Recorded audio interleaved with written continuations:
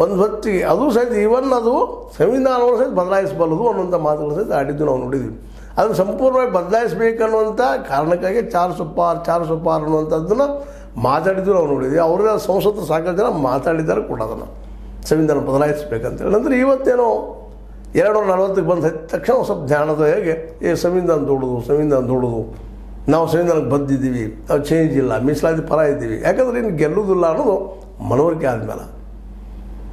ಈಗ ಇಂಥ ಸಂದರ್ಭದಲ್ಲೇ ನಮ್ಮ ಮೋಹನ್ ಭಾಗವತರು ಈ ಮಾತನಾಡಿದ್ದು ರಾಜಕೀಯ ವಲಯದ ಸಂಚಲನ ಮೂಡಿಸಿದೆ. ಅಂದರೆ 75 ಬಂತು ಸೆಪ್ಟೆಂಬರ್ದಲ್ಲಿ ರಿಟೈರ್ ಆಗ್ತಾರು, RSSನ ಗೆರೆಯನ್ನು ದಾಡಿ ಅವ್ರು ಹೋಗಲಿಕ್ಕಿಲ್ಲ ಅಂತೆಲ್ಲ ಮಾತುಗಳು ನಡೆದಿದ್ದು. ಅದೇ ಕಾಲಕ್ಕೆ ಕೆಲವೊಂದು ಜನ ಚರ್ಚೆನ ಶುರು ಮಾಡೇ ಬಿಟ್ಟರು. ಗಡ್ಕರಿ ಇದ್ದಾರೆ, RSS ಗತಿ ಬಂಟರು, ಅವ್ರು ಹೇಳ್ದಂಗೆ ಕೇಳುವಂಥವ್ರು ಇದ್ದಾರೆ, ಮೋಸ್ಟ್ಲಿ ಅವ್ರನ್ನ ಮಾಡ್ತಾರೆ ಅಂತ ಒಂದು ಕಡೆ. ಇನ್ನೊಂದು ಕಡೆ ಯೋಗಿ ಆದಿತ್ಯನಾಥ್ ಇದ್ದಾರಪ್ಪ, ಅವ್ರನ್ನ ಮಾಡ್ತಾರೆ PM ಅಂತೀನಿ. ಮತ್ತೊಂದು ಕಡೆ ಹಿಂಗೆ ಚರ್ಚೆ. ಇಲ್ಲಿವರೆಗೆ ಮೌನವಾಗಿದ್ದಂಥ ಮೋದಿಯವರು ತಮ್ಮ ಬೆಂಬಲಿಗ ನಿಶಿಕಾಂತ್ ದುಬೆ, ನಿಮ್ಗೆ ಗೊತ್ತದ ಯಾವ ರೀತಿಯಾಗಿ ಮಾತಾಡ್ತಾ ಇದ್ದಾರೆ, ಅವರು MP ಹೆಂಗಿದ್ದಾರೆ ಅಂತೇಳಿ, ಖಟ್ಟರ್ ಮೋದಿ ಪರ ಇದ್ದಂಥವ್ರು. ಅದರಲ್ಲೂ ಮೋದಿಜಿಯವರ ಭಕ್ತರು ಸಾಕಷ್ಟು ಇದ್ದಾರೆ BJPಯಲ್ಲಿ. ಅವ್ರು ಹೆಚ್ಚು ಕಮ್ಮಿ ಎಲ್ಲರೂ ಮೋಹನ್ ಭಾಗವತರ ಈ ಒಂದು ಆಜ್ಞೆ ಅನ್ರಿ, ಲಕ್ಷ್ಮಣ ರೇಖೆ ಅನ್ರಿ ಇದನ್ನು ಏನಪ್ಪ ಅಂತ ದಾಟಿ ಹೋಗ್ತಾ ಇದ್ದಾರೆ. ನಮಗೆ ಬೇಕಪ್ಪ, ಇವರೇ ಬೇಕು, ಇನ್ನೊಬ್ಬರಿಂದ ಆಗೋದಿಲ್ಲ, BJP ಬೆಳೆಯೋದಿಲ್ಲ ಅಂತೇಳಿ.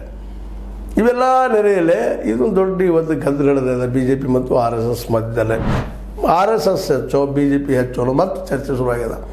ಯಾಕಂದರೆ ಒಮ್ಮೆ ಹಿಂದೊಂದು ಫೋಟೋ ಬಂದಿದ್ದು ನೀವು ನೋಡಿದ್ದೀರಿ. ನಮ್ಮ ಪ್ರಧಾನಿ ಮೋದಿಯವರು ಚಿಕ್ಕ ರಾಮನನ್ನು ಕೈ ಹಿಡಿದು ಕರ್ಕೊಂಡು ಅಯೋಧ್ಯೆಗೆ ಹೊರಟಂಥದ್ದು. ಆ ಸಂದರ್ಭದಲ್ಲಿ ದೇವ್ರ ಸಹಿತ ಅವರು ಮುಂದೆ ಹೋಗ್ತಾರಪ್ಪ ಅನ್ನೋದು ಟೀಕೆಗಳು ವಿರೋಧ ಪಕ್ಷದವ್ರು ಮಾಡಿದರು. ದೇವ್ರ ಗುಡಿ ಆಗಿದ್ದು ಇವರಿಂದ ಅವರಂದರು. ಅಂದ್ರೆ ಕಾಲಕ್ಕೆ ಚರ್ಚೆ ಆಗ್ತಾ ಮೋದಿಯವರ ದೊಡ್ಡವರಪ್ಪ, ಅವ್ರು ಬಿಟ್ಟು ಮತ್ತಾರು ಇಲ್ಲ, BJP ಒಂದು ಅಧಿಕಾರ ಹಿಡಿದ್ರೆ ಮೋದಿಯವ್ರ ಕಾರಣ ಅನ್ನುವಂಥ ಮಟ್ಟಿಗೆ ಇವತ್ತು ವಾದ ಮಾಡೋದನ್ನು ನೋಡಿದಾಗ RSSಗೆ ಇಲ್ಲಿ ಯಾವ್ದು ಬೆಲೆ ಇಲ್ಲಿ ಏನೋ ಅನ್ನುವಂಥ